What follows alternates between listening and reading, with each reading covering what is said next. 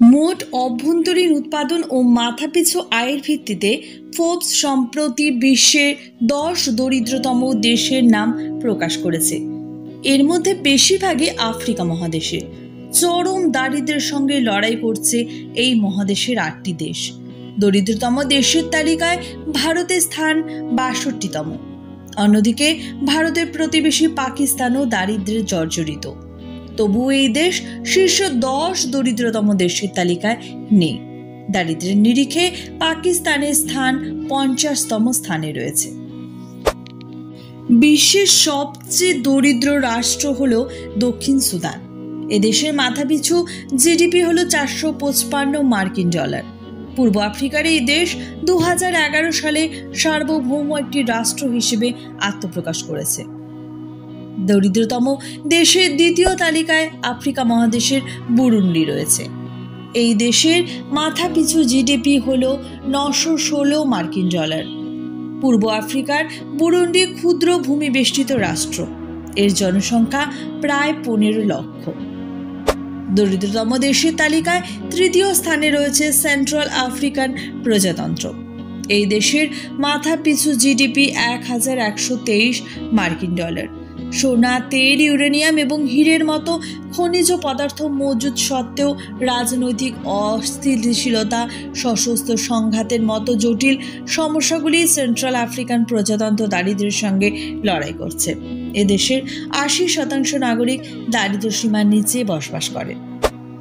গণতান্ত্রিক কঙ্গো প্রজাতন্ত্রের মাথাপিছু জিডিপি হল $1552। এই দেশে বিশ্বের দরিদ্র রাষ্ট্রের তালিকায় 4র্থ।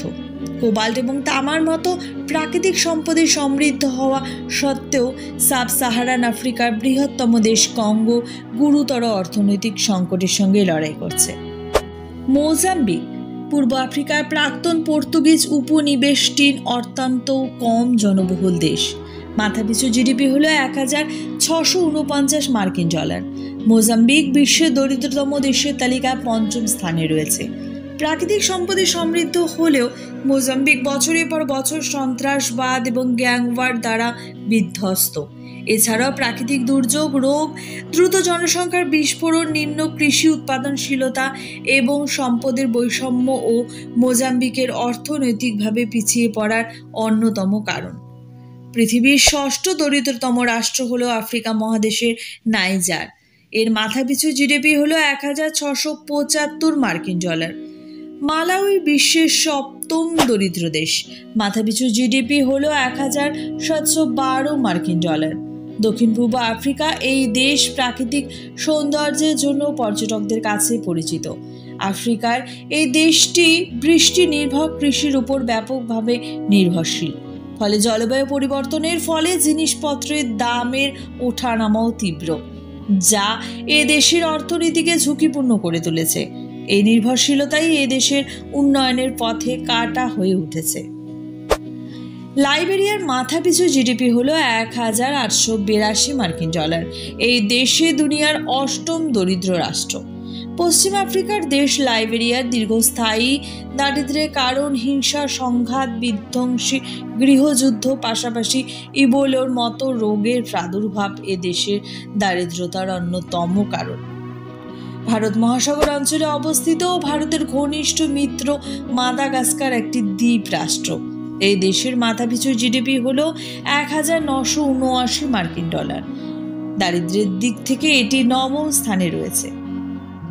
ইরানের ঘনিষ্ঠ মিত্র ইয়েমেন বিশ্বের 10ম দরিদ্র দেশ, যার মাথাপিছু জিডিপি $1996।